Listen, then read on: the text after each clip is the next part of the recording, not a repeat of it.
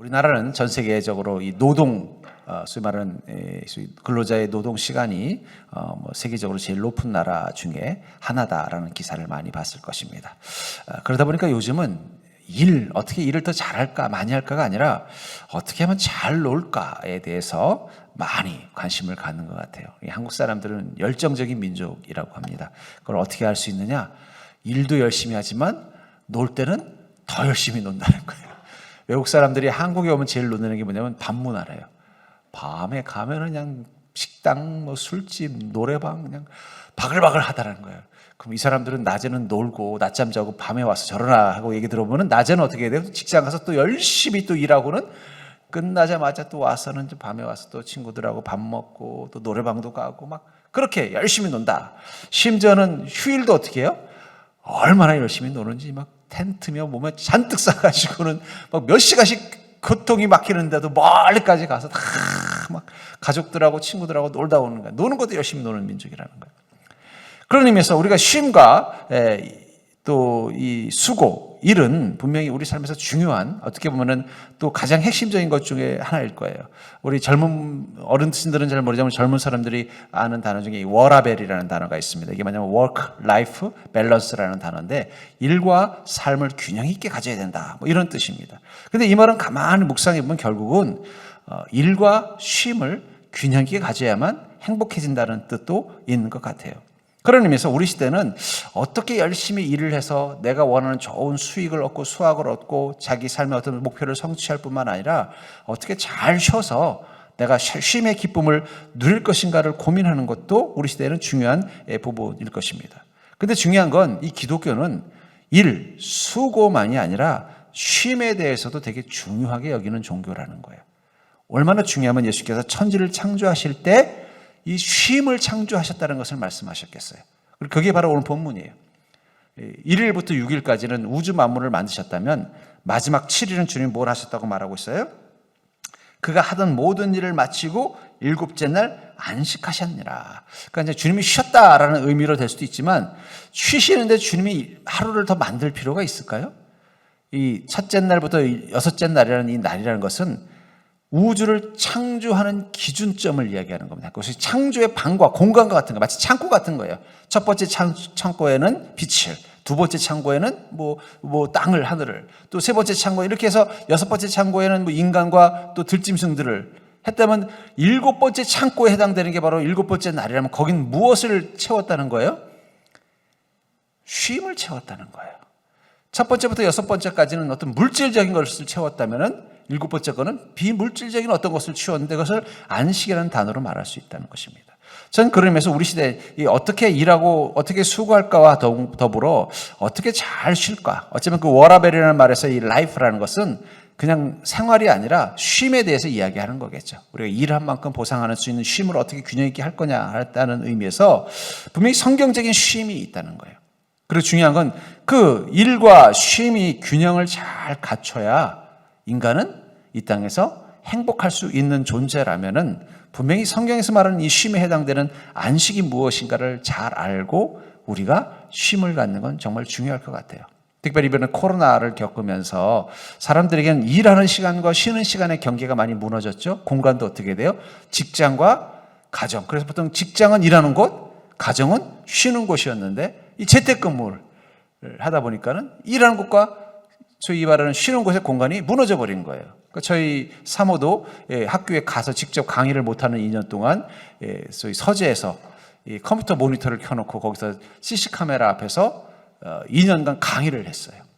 그러니까는 이건 일하는 것도 아니고 쉬는 것도 아니고 집에 있는 것도 아니고 또 쉬는 것도 아니고 그런 애매한 시간들을 보내다가 지금은 다시 다 끝나서 출근하면서 다시 부분됐습니다만 그러면서 우리는 이 쉼과 일하는 게 무엇을 의미하는가 또 어떤 균형이 필요한가 또 특별히 주님께서는 이 안식이라는 것을 되게 강조하셨는데 이 안식이라는 게 도대체 쉼과 어떤 관계인가를 통해서 어쩌면 우리 현대인들에게 행복에서 가장 중요한 이 두 가지 바로 쉼과 일, 이 수고로 수고로 대치되는 일과 그 다음에 이 쉼의 이 관계를 우리가 영적으로 이해하고 우리 인생을 산다면 그 밸런스를 잘 유지하고 행복한 삶을 살 수 있지 않나는 생각이 듭니다. 그래서 저는 오늘 이 안식에 대해서 한번 논의해 볼까 해요. 특별히 우리가 주일 성수를 곧 안식일을 섬긴다라는 마음을 가지고 보통 주일 성수를 하잖아요.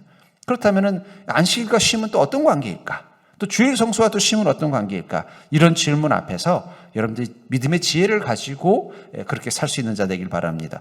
먼저 성경에서 말하는 예수님께서 하나님께서 말씀하신 이 안식하라 하는 이 안식에서 가장 중요한 건 뭐냐면 주님이 말씀하신 안식은 수고에 대한 보상이라는 거예요. 수고에 대한 보상.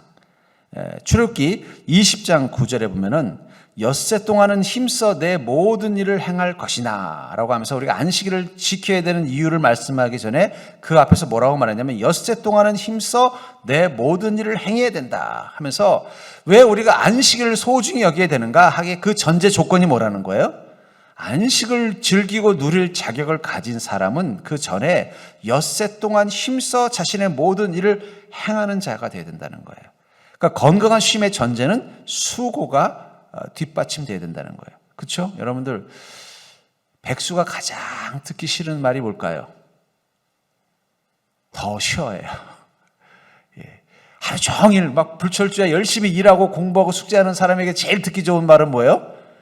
이제 그만 좀 쉬어라 라는 말이고, 할 일이 없어서 그냥 맨날 집에서 그냥 가만히 있는 사람한테는 제일 듣기 싫은 말이 뭐예요? 그냥 더 쉬라는 말일 거예요. 결국은 쉼이라는 건 무엇을 전제로 하는 거예요? 내가 지금 열심히 내 모든 일을 다 하고 있다는 전제 조건 하에서만 그 쉼은 제대로 된 쉼이 될 수 있다는 거죠. 결국 저는 이것을 통해서 우리 그리스도인이 인생을 어떻게 살아야 되는가에 대한 자세를 주님이 성경이 말하고 있다고 생각해요. 그건 바로 엿새 동안 힘써 사는 것처럼 우리 인생을 부지런히 성실하게 살아야 돼요. 여러분 그리스도인 특별히 믿음의 기본 자세는 바로 부지런함과 성실함을 놓을 수가 없다는 거예요. 그러니까 부지런한 사람이 예수 잘 믿게 돼 있어요.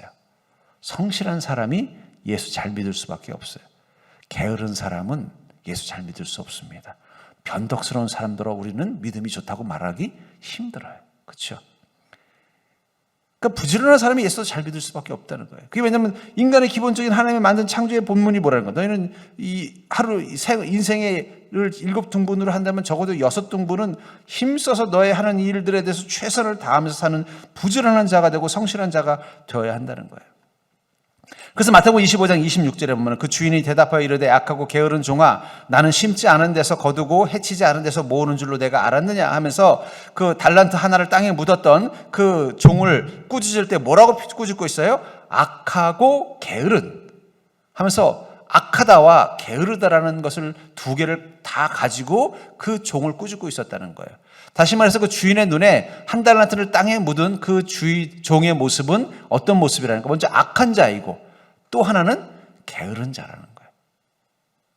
저는 그것을 통해서 우리가 악함과 게으름을 둘 다 하나님이 싫어하신다는 것을 기억하셔야 돼요. 여러분들 그리스도인은 부지런하셔야 됩니다. 어쩔 수 없습니다. 왜냐하면 하나님께서 어떻게 창조하셨어요? 1일부터 6일까지 열심을 다해서 자기의 시간과 인생을 살도록 만들어주셨기 때문입니다. 그래서 이 그리스도인들은요 어떻게 열심히 살아야 되는가를 로마서 12장 10절부터 13절은 이렇게 말하고 있습니다. 형제를 사랑하여 서로 우애하고 존경하기를 서로 먼저 하며 부지런하여 게으르지 말고 열심을 품고 주를 섬기라. 소망 중에 즐거워하며 환난 중에 참으며 기도에 항상 힘쓰며 성도들의 쓸 것을 공급하며 손대접하기를 힘쓰라. 그리스도인들이 교회 안에서 교회 공동체 안에서 어떤 모습으로 신앙생활을 해야 되는가를 이야기하고 있지만 저는 이것을 좀 더 확장한다면 우리가 우리 인생 가운데서 어떤 모습으로 살아야 되는가를 잘 표현하고 있다고 생각해요. 10절에 형제를 사랑하여 서로 우애하고 존경하기를 서로 먼저 하라. 여러분 관계에도 우리는 열심을 다해야 돼요. 그리스도인들은요 관계, 사람들과 관계를 맺는 것도 어떻게 된다고요? 게으르면 안 돼요. 누가 전화해주면 만나주고 이게 아니라 자기가 먼저 어떻게 하라는 거예요? 서로 우애하고 사랑하기고 존중하기 위해서 서로 먼저 하여 내가 더 누군가를 더 사랑하고 내가 누군가를 더 존중해주고 내가 더 그 만남을 복된 만남으로 만들려고 수고하는 자가 돼야 돼요. 여러분들이 뭐 가정에서 뭐 가족 관계든 아니면 학교에서 친구들과의 관계든 직장에서 동료들과의 관계든 그 속에서 여러분들이 애쓰고 수고해야 되는 것은 그냥 뭐 직장이라고 해서 일만 잘하는 게 아니라 그 관계 속에 수고도 있어야 된다는 거예요. 주님은 그것을 하라고 명령하셨다는 거예요. 어떻게 해요? 더 그곳에서 사랑이 넘치고 우애하고 서로를 존경할 수 있도록 서로 먼저, 네가 먼저 적극적으로 주도적으로 그 관계를 복되게 만드는 수고를 해야 된다는 거예요. 그러니까 여러분, 그리스도인들은요, 세상 속에서도 모든 만남을 열심을 다해서 만나셔야 돼요. 많이 만나는 게 열심을 다하는 게 아닙니다. 한 사람을 만나더라도 어떻게 해요? 그 사람과 좋은 관계, 선한 관계, 또 그 사람을 위해서 내가 먼저 양보하고 희생하고 돕는 손길을, 그런 마음으로 관계를 하는 게 중요하다는 거예요. 또 두 번째로 11절에 보니까 부지런하여 게으르지 말고 열심을 품고 주를 섬겨라. 주님을 섬기는 것도 어떻게 된다는 거예요? 열심을 품고 부지런하여 게으르지 말라라고 말씀하고 있다는 거예요. 여러분, 주님도 열심을 다해 섬기라고 주님 말씀하고 있습니다. 하나님도 열심을 다해서 섬기기를 원하고 계신다는 거예요. 그게 수고예요. 12절에서는요, 소망 중에 즐거워하며 환난 중에 참으며 기도에 항상 힘쓰며 자기 인생에 대해서도 최선을 다해야 돼요. 낙심하지 않고 소망하려고 노력. 여러분, 소망도 노력해야 돼요. 막 마음속에는 막 자꾸 뭐가 와요. 불안이 오고 두려움이 오더라도 자꾸 소망을 가지려고 애를 씁니다. 제가 가까운 우리 가족분 중에 한 분이 계시는데, 이분은 내가 그분의 장점이라고 생각하는 게 뭐냐면, 그분은 계속 입으로 뭘 말하냐면, 난 그래도 복이 많은 사람이야. 난 그래도 참 하나님께서 복을 많이 준 사람이야. 난 그래도 감사할 일들이 많아. 이 말을 계속 반복을 해요. 막 옆에 있는 듣는 사람이 들으면 좀 귀가 따가울 정도로. 근데 처음에는 왜 저러실까 생각해 보니까 그 순간 본인은 뭘 느끼는 거예요? 내가 좀 복이 없나? 이런 생각이 자꾸 들어올 때마다 스스로 아니야, 나는 복이 있는 사람이야. 자꾸 낙심이 될 때마다 무슨 소리야, 나는 소망이 넘치는 사람이야, 하나님의 약속이 있는 사람이야. 또 자꾸 뭔가 좀 실망이 나고 짜증날 때마다 이거 나는 그래도 감사해. 자꾸 자기 스스로를 어떻게 하는 거예요? 여러분, 이 가스라이팅, 다른 사람들을 가스라이팅하는 건 죄지만 자기 자신을 가스라이팅하는 건 죄가 아닙니다. 그러니까 여러분 스스로 좀 가스라이팅을 하세요. 가스라이팅이 뭐예요? 다른 사람을 자기의 목적을 위해서 심리적으로 조종하는 게 가스라이팅이잖아요. 무슨 목적일까요? 나의 유익을 위해서요. 그러니까 여러분들의 자아도 좀 가스라이팅 좀 하세요. 무슨 목적을 위해서? 내 행복을 위해서. 자꾸 내가 불행해지려고 할 때마다 가스라이팅 하면 돼. 너 무슨 소리야? 너는 행복한 사람이야. 너 무슨 사람이야? 너는 좀 잘 되고 있잖아. 무슨 소리야? 넌 지금 주저앉지 않아도 돼. 넌 다시 할 수 있어. 좀 자기를 가스라이팅 하시. 우리 옆 사람 보고 이렇게 볼까요? 옆 사람 보고 날 가스라이팅 하려고 하지 마시고 자기 자신을 좀 가스라이팅 하십시오. 우리 자신을 좀 가스라이팅을 좀 하세요. 뭘 자꾸 이렇게 자기한테는 그냥 막 냉철하게 그냥 넌 못해, 넌 쓰레기야. 왜 자기 자신을 이렇게 옆 사람한테 그랬다가 뺨이나 맞지. 앞으로 자기가 자기한테 넌 쓰레기야 그러면 스스로 자기 얼굴한테 때리기를 바랍니다. 날 모욕했어. 가스라이팅 하세요. 자기를 가치 있게 만드는 것도 수고라는 거예요. 소망 중에 즐거워하고 환난 중에 참고 기도에 항상 힘쓴다는 건 뭐예요? 너의 인생을 실패로 만들지 말고 애쓰라는 거예요. 설령 절망적인 상황 가운데 있어도 소망하려고 애를 쓰고 힘들어도 기뻐하려고 노력하고 환난이 있으면 견뎌내려고 노력하고 주님의 도우심이 필요하면 간절히 기도해서라도 너의 인생을 복되게 만들라는 거예요. 주님은요 좀 그런 찔긴 사람을 사랑합니다. 그러니까 야고보 어때요? 하나님 바짓가랑이를 붙잡고 나 축복 안 하면 이 손 못 놔요 했더니 하나님이 어떻게 하셨어요? 이제 너를 이스라엘이라 하리라. 하나님과 더불어 싸워 이긴 자다. 축복하시더라는 거예요. 그게 바로 수고입니다. 또 13절에 보니까 성도들의 쓸 것을 공급하며 손대접하기를 힘쓰라. 선한 영향력을 위해서 수고하는 것. 다른 사람들에게 선한 영향력을 줄 수 있는 자가 되기 위해서 수고하는 것. 이것도 우리가 우리 인생 가운데 애써야 될 수고예요. 그러니까 우리는 자꾸 일한다 그러면 돈을 많이 벌기 위해서 일하는 것만을 일이라고 생각하지만 주님이 말씀하신 가서 일해라. 이 게으른 종이 아니라 부지런하고 선한 종아라고 말할 때 그것에게는 이 네 가지가 들어있다는 거예요. 너희들은 관계를 더 복되게 만드는 데 열심을 다해라. 나를 섬기는 일을 위해서 열심을 다해라. 너의 인생을 복되게 만드는 것을 위해서 최선을 다해라. 사람들에게 선한 영향력을 주는 자가 되기 위해서 너 자신을 더 소중히 여기면서 최선을 다해라. 그런 수고를 해야 한다는 거예요. 현대인들이 어떻게 보면 이 수고라는 단어를 자꾸 돈 버는 일로만 제한했기 때문에 왠지 우리가 수고하는 것이 인생을 낭비하는 것 같고 이 수고해서 얻은 것이 돈밖에 안 되니까 자꾸 실망하는 것입니다. 그런데 여러분, 돈을 버는 일도 그것이 목적하는 것이 무엇이냐에 따라서 다른 것이죠. 우리 여기 우리 젊은 친구들이 있으니까 우리 할아버지의 부모님 뻘 되시는 이분들이 자기 청춘을 다 바쳐서 열심히 돈 번 목적이 뭘까요? 제가 최근에 본 그 영화 중에 신비한 동물 사전? 우리 젊은이들 알죠? 거기 보면 그 오리너구리라고 있죠. 반짝이는 거 뭐 환장하는, 반짝이는 거 보면 막 환장하는 그런 뭐 이상한 동물이 있어요. 막 그런 거만 있으면 막 자기가 주워 담는 그런 동물이 나오잖아요. 돈을 좋아해서 열심히 사는 게 아니었어요.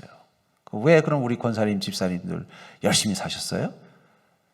가족들을 그래도 편안하게 행복하게 해주기 위해서 열심히 산 거예요. 이 가난한 나라를 좀 잘 사는 나라가 돼서 우리 밑에 후배들에게 잘 풍요로운 나라를 만들어주기 위해서 열심을 다한 거예요. 그러니까 돈이 목적이 아니에요. 이 수고의 목적이 다른 거라는 거예요. 근데 자꾸 그걸 돈으로 제한해 버리니까 우리의 수고가 왠지 헛것처럼 보이는 것입니다. 그러니까 우리 나이 드신 분들도 내가 지금까지 열심히 살아왔는데 헛살았다라는 생각이 들 때가 어떨 때예요? 통장에 돈이 없을 때예요? 그럼 그건 수고를 잘못 알고 있었던 거예요. 내가 열심히 살아서 그래도 가족들이 그래도 굶지 않고 잘 살았으면 여러분 잘 산 거예요. 내가 열심을 다했더니 이 나라가 그래도 좀 선지국 소리 듣고 산다면 그건 잘한 거예요. 내가 열심을 다해서 교회를 섬겼더니 그래도 교회가 좋은 교회가 되고 건강한 교회가 된다면 내 섬김이 잘 된 거예요. 내가 사람들하고 열심히 만나고 했더니 그 사람들이 다 행복해지고 좋아졌다면 그건 성공한 거라는 거예요. 수고의 목적은 거기 있다는 거예요. 그런 수고의 목적을 잘 가지고 사는 사람에게 주님이 주시는 선물이 뭐냐면 쉼입니다. 마태복음 11장 28절에 수고하고 무거운 짐진 자들아 다 내게로 오라 내가 너희를 쉬게 하리라. 여기서 이 수고는 로마서 12장에서 말하는 수고라는 거예요. 그 짐은요, 그것을 위해서 자신이 감당해야 될 인생의 책임, 근심하고 고민하고 걱정하고 힘들어하는 마음들, 그걸 가진 자들만 주님이 쉬게 해주시는 거예요. 내 수고의 목적이 내 욕망을 채우고 내 수고의 목적이 다른 사람들에게 복수를 하고 또 내가 고민하고 근심하고 쌓인 짐들이 보면은 뭐 다른 사람들에게 뭔가 어떤 다른 사람들에 대해서 뭔가 좀 뭐 피해를 주고 뭐 이런 것들 내 욕망을 위해서 한 거라면 그건 주님께서 절대로 그 짐을 들어주지 않고 그걸 통해서 주님께서 그것을 우리가 쉼을 누리도록 해주지 않을 것입니다. 그러나 주님께서 원하시는 그 착하고 선한 종이, 부지런하고 선한 종이 되기 위해서 이 로마서 12장에서의 그 수고를 위해서 자기 인생을 아끼지 않고 최선을 다하고 그런 삶을 살다 보니까 인생의 짐 때문에 근심하고 고민한 이들은 주님이 뭐라고 말씀하시는가요?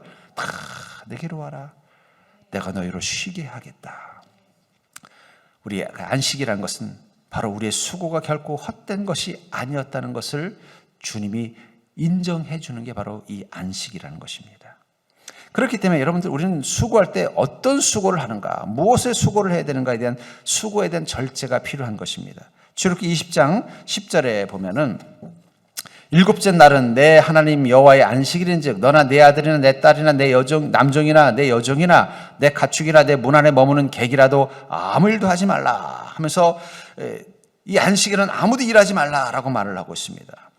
수고의 목적은 단순히 풍성해지기 위해서라면 더 부자가 되고 더 잘 살고 더 하고 싶은 게 목적이면은요, 그 수고는 반드시 계속 욕심을 만들어낼 것입니다. 성경에 보면은 이 아합이라는 왕이 이 궁전을 멋있게 만들어 놓고 보니까 그 옆에 포도원이 하나 있는 거예요. 근데 이 포도원의 주인이 나봇이라는 사람인데 이 포도원을 가져다가 자기가 멋지게 정원을 꾸미면 좋겠는 거예요. 근데 이게 이 나봇이라는 사람이 가지고 있으니까 이 아합이라는 왕이 가서 저기 그 포도원 나한테 팔아라. 내가 비싼 값을 주고 팔아줄게. 그랬더니 이 나봇이라는 사람이 무슨 소리입니까 왕이시여. 이건 우리 조상들이 대대로 물려준 거기 때문에 내가 이걸 함부로 팔 수 있는 게 아닙니다. 거절을 했어요. 근데 그 순간부터 이 아합 왕이 몸 병이 걸린 거예요. 왜냐하면 그 땅 가져다가 이 궁전을 예쁘게 만들고 옆에다 멋지게 정원을 만들었으면 좋겠는데 이 사람이 포도를 안 판다고 하니까 너무 그냥 막 몸살이 난 거예요. 근데 마침 그의 아내 이세벨이 와서 이렇게 당신 알아두었수 그랬더니 자초지종을 얘기했더니 걱정하지 말라고 가가지고는 사람들을 선동해가지고 나봇을 범죄자로 모함을 한 거예요. 그래서 죽여버리고는 왕의 권한으로 그 땅을 빼앗아가지고 뭘 만들었겠어요? 정원을 멋지게 만드는 거예요. 왕이 신나했어요. 하나님이 그걸 보더니 선지자를 보내서 그를 저주하셨습니다. 차라리 아합왕이 궁전 예쁘게 꾸미는 거 별로 신경 안 썼으면 그런 죄를 졌을까요? 안 졌을까요? 또 궁전을 넓힌다고 또 거기다가 또 뭐 이렇게 해. 이렇게 했다면 죄를 안 졌을 거예요. 근데 자기의 수고가 과했기 때문에 그런 것입니다. 사람들이, 현대인들이 왜 열심히 사는 이유가 무엇을 위해서냐? 욕심을 위해서, 욕망을 위해서 열심히 살면요, 그건 반드시 자기에게 화로 돌아올 수밖에 없습니다. 그래서 야고보서 1장 14절부터 15절에 보니까 오직 각 사람이 시험을 받는 것은 자기 욕심에 끌려 미혹됨이니 욕심이 잉태한 즉 죄를 낳고 죄가 장성한 즉 사망을 낳느니라 하면서 우리가 욕심에 이끌려 미혹되기 때문에 시험을 받는다. 어쩌면 우리 현대인들에게 가장 중요한 제1계명은 바로 이 말씀인 것 같아요. 욕심이 잉태한 즉 죄를 낳고 죄가 장성한 즉 사망을 낳느니라. 여러분들, 우리 안에 욕심이 안 해도 되는 과한 수고와 노동을 하게 해서 그것 때문에 우리의 삶과 몸을 망치게 만들고 관계를 망칠 수도 있다는 거예요. 그래서 잠언 10장 16절에 보면은 의인의 수고는 생명에 이르고 악인의 소득은 죄에 이르느니라. 의인이 하나님의 말씀과 선함을 따라서 절제된 하나님이 원하는 방법과 원하는 안에서의 선함으로 최선을 다해 살았을 때 그 결과물은 뭐라는 거예요? 자신에게 생명을 주는 기쁨이 되지만 악인들이 애를 쓰는 것은 뭘 준다는 거예요? 그건 죄밖에 안 된다는 거예요. 우리 요즘 젊은 세대 중에는 이 미니멀리즘이라는 게 있습니다. 이 미니멀리즘이라는 건 뭐냐면 최소한으로 사는 거예요. 너무 많이 갖지 않고 최소한으로 소박하고 절제하면서 살린다라는 거예요. 왜 그렇게 할까 생각해 보니까 많은 걸 가지고 싶은 욕심이 생기면 그걸 채우기 위해서 뭘 해야 될까요? 더 열심히 수고해야 되는 거예요. 그러니까 수고 자체는 나쁜 게 아닐 수 있지만 그러다 보면 뭘 잃어버려요? 쉼과 수고의 균형을 잃어버리게 되고 그것이 몸을 상하게 만들고 또 거기에 집중하다 보면은 사람들과의 관계를 맺는 일에 소홀하게 돼서 또 사람을 잃어버리기도 하고 때로는요 악한 방법으로라도 자기의 목적을 이루기 위해서 죄를 저지르게 되는 거예요. 재작년에 우리나라랑 뭐 전 세계 주식과 비트코인이 엄청나게 올라갔잖아요. 저는 그때 사실은 걱정이 많이 됐어요. 분명히 저것에 욕심이 생긴 사람들이 죄를 지을 수 있겠구나. 아니나 다를까 지금 기업들마다 비상이래요. 왜냐하면 가만히 보니까 막 주식이 막 올라가고 비트코인 올라가니까 이럴 때 공금을 살짝 빌려다가 몰래 가져다가 투자해서 차익이 생기면은 다시 나머지는 메꿔놓고 내가 그걸 가지면 되겠네? 이런 생각을 한 사람들이 얼마나 많았겠어요. 아주 평범하게 성실하게 살던 사람도 그 돈에 대한 욕심, 누가 얼마를 벌었다더라. 제가 우리 서정교회뿐만 아니라 평택 지역을 위해서 한 몇 년간 계속 기도한 게 뭐냐면 바로 이 부동산 붐입니다. 갑자기 고덕 신도시가 들어서 삼성전자가 들어오고 고덕 신도시가 들어서면서 막 땅값이 들썩들썩 하는 거예요. 이거 사람들의 마음 가운데 다시 한번 돈에 대한 욕심, 돈독이 오르겠구나. 돈을 번 사람은 그 돈 때문에 욕심이 생기고 못 본 사람은 못 벌어서 또 욕심이 생기겠구나. 막 눈들이 뒤집어지겠구나. 막 걱정이 되더라고요. 절제가 필요합니다. 특별히 이 평택 사람들은 절제하셔야 돼요. 내 친구는 그 부모한테 물려받은 땅이 올라가지고 이번에 뭐 차도 받고 집도 바꿨다는데 나는 이게 뭐야? 그럼 벌써 그런 마음 가지면 어떤 마음이 생기겠어요? 내가 이거 직장생활 돼서 이거 월급 몇 푼 받아가지고 나는 걔처럼 차나 사겠나? 이런 생각 들고 또 집에 가면 부모님 생각하면 화가 나는 거예요. 아니 우리 부모님은 왜 땅도 없어가지고 이렇게 우리를 가난하게 하나? 원망하는 마음이 생기고 결국 자기 인생이 뭐예요? 행복을 잃어버리는 것입니다.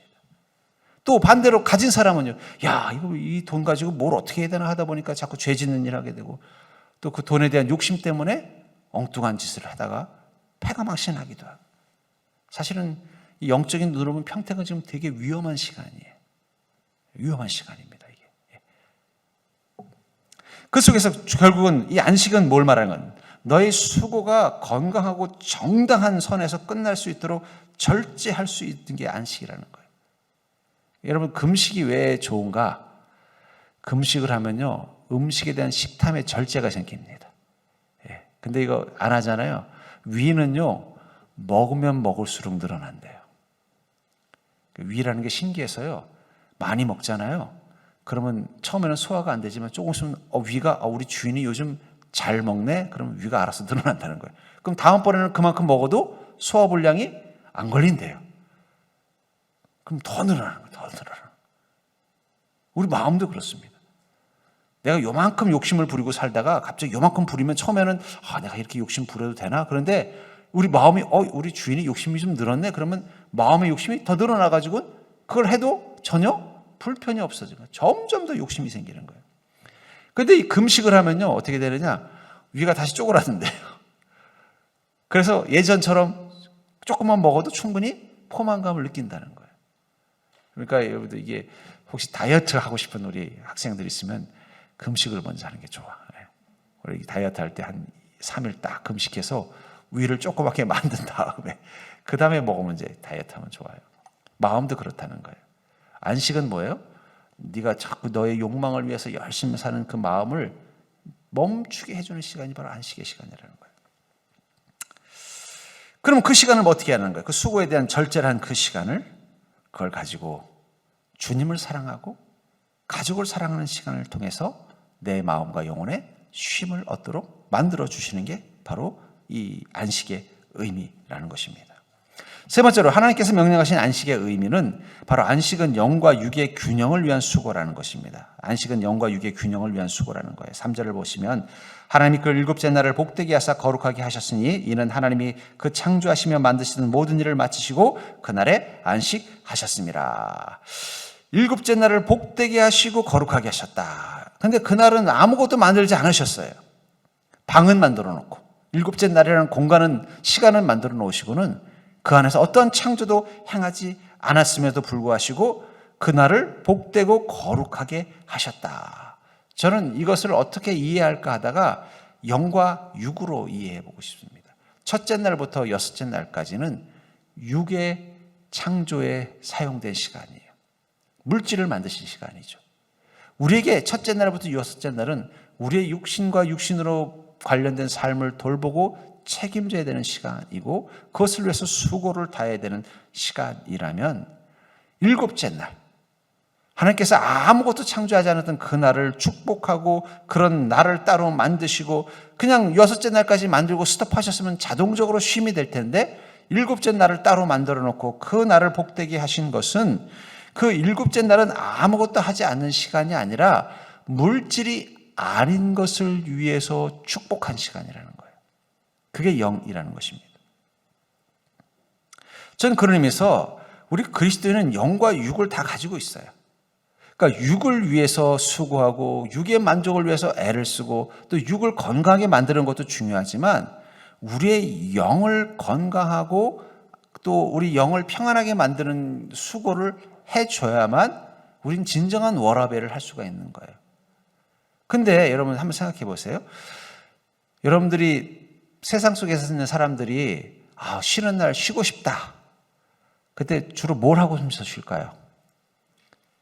여행을 가고 혹은 친구들하고 무슨 취미 활동을 하거나 혹은 뭐 가족들하고 어디 파티를 한다든지 이런 걸 하겠죠. 그러면 그때 몸은 쉬는 거예요? 안 쉬는 거예요? 우리가 만약에 노동을 해서 몸이 지쳐서 쉬게 해준다면 제일 좋은 쉬는 건 뭡니까? 아무것도 안 하는 거예요. 그렇잖아요. 근데 우리는 쉬는 날 또 가서 몸을 혹사합니다. 월요일부터 토요일, 금요일까지 가서 그냥 하루 종일 직장에 가서 그냥 몸으로 일을 해서 몸을 혹사하고는 오늘 쉬는데 좀 쉬자 하고는 가서 어떻게 하는 거예요? 또 하루 종일 운전하고 하루 종일 음식을 만들고 하루 종일 막 공 쫓아다니면서 막 하고 여전히 몸을 혹사하고 있다는 거예요. 또 혹사를 또 할 때 그 정도로 끝나나요? 끝났으니까 세상 사람 또 술 한잔 해야 된다고 하면서 또 가서 또 술까지 먹어서 그냥 몸을 괴롭히고는 그걸로 끝나지 않죠. 또 그 다음에는요. 노래방 가야 된다고 해서 노래를 하면서 또 그냥 목을 혹사하고 오는 거예요. 그럼 그게 몸을 쉬는 거예요? 마음을 쉬게 하기 위해서 몸을 더 여전히 애를 쓰는 거죠. 근데 그렇게 해서 마음이 제대로 쉬어질까요? 마음의 근원 속에는 영이 있습니다. 그러니까 영이 쉬어야 우리의 마음도 쉴 수 있는 거예요. 우리 영이 쉼을 얻을 수 있는 기회를 갖지 못하면 우리 마음도 온전한 쉼을 누리지 못하기 때문에 아무리 쉬는 시간 가져도 그때는 잠깐 뭔가 막 육신적인 걸 잃어버리니까 좀 스트레스를 좀 덜 받고 뭐 이러니까 좀 풀리는 것 같지만 또 돌아가면 여전히 어떻게 되는 거예요? 뭔가 지쳐있고 계속 반복되는 거예요. 내 삶이 뭔가 반복되고 있는 것 같아서 힘든 거예요. 그렇기 때문에 주님께서는 우리에게 7째 날을 통해서 우리의 영을 쉴 수 있는, 다른 말로 표현하면 그 안식은 영을 위해서 수고하는 시간인 거죠. 우리 영이 건강해지고 우리 영이 뭔가 새 힘을 얻도록 도와주기 위해서 7째 날을 준비하신 거예요. 그러니까 여러분들, 우리는 안식일이 꼭 주일은 아닙니다. 안식일이 주일은 아니에요. 주일이 일요일은 아니에요. 안식일은 주일이지만 주일은 일요일이 아닙니다.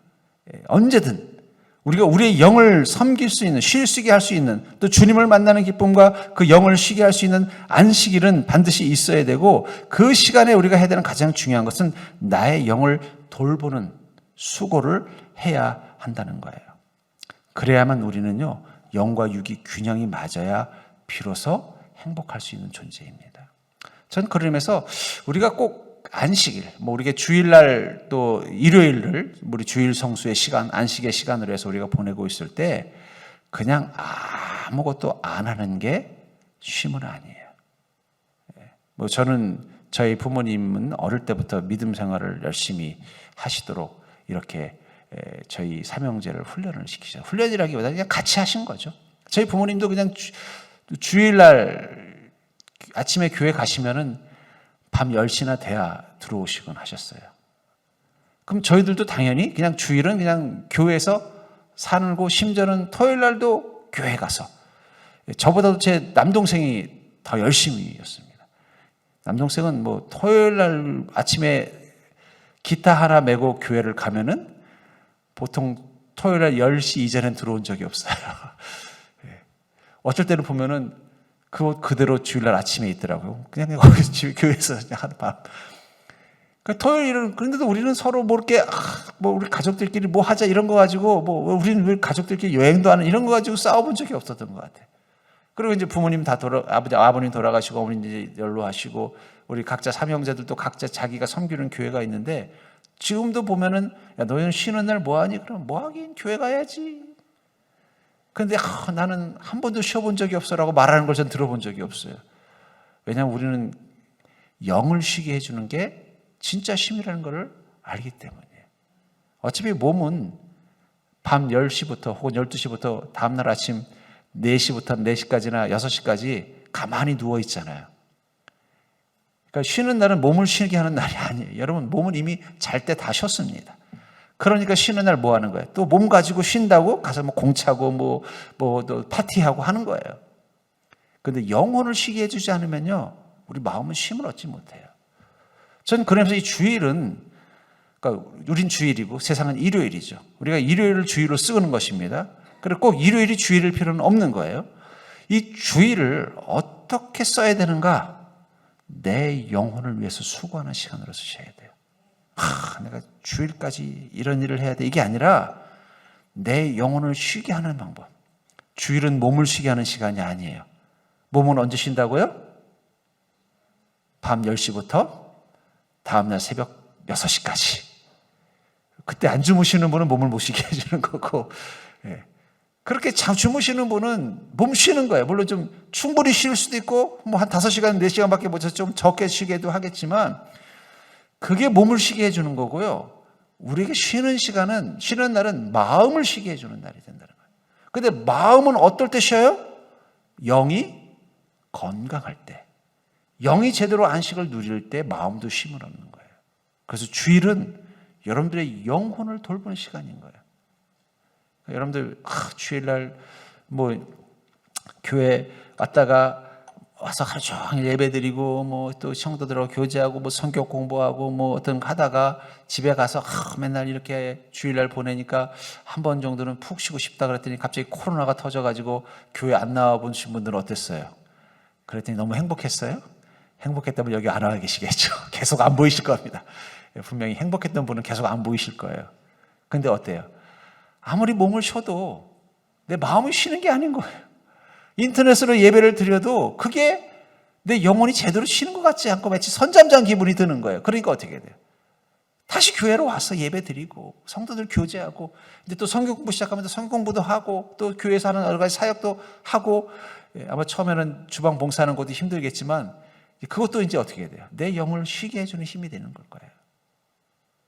우리는 그 지혜를 알고 있기 때문에 영과 육을 같이 쉬게 하는 그 워라벨의 지혜를 가진 자이기 때문에 세상 사람들보다 더 행복할 수 있다는 것입니다. 분명한 건 적어도 이 영과 육을 잘 쉬게 하는 영적인 워라벨을 할 줄 아는 그리스도인들의 행복 지수가 세상 사람들보다 높은 것은 분명합니다. 그래서 이 전문가들이 이렇게 인생에 대한 만족도를 보면은요, 신앙인들이 훨씬 만족도가 높다 그래요. 만족도가 높은 이유 중에 여러 가지 있겠지만 저는 그중에 가장 핵심적인 것은 신앙인들은 자신의 영혼을 돌보는 시간을 가지고 있기 때문에 가능하다고 생각합니다. 저는 그런 의미에서 우리가 주일로 사용하는 이 일요일, 이 주일을 앞으로도 우리 성도님들의 영혼을 돌보는 시간, 그런 시간으로 쓸 것입니다. 또 여러분들도 내가 그럼 어떻게 하면은 이 주일을 사용할 것인가? 내 영혼을 돌보는 시간, 내 마음의 쉼을 얻기 위해서 영혼을 돌보는 시간으로 쓰시는 게 중요해요. 그러면 어떻게 돼요? 그럼 또 육신의 삶은 또 육신의 삶대로 즐겁게 잘 보낼 수 있다는 것입니다. 전 여러분들 그런 지혜로움을 가지고 지롭게 영과 육을 잘 균형 있게 또 잘 또 돌봐서 여러분들의 삶이 어떤 균형 잡힌 그런 복된 삶, 행복을 누릴 수 있는 귀한 삶이 될 수 있기를 주의 이름으로 간절히 축원합니다.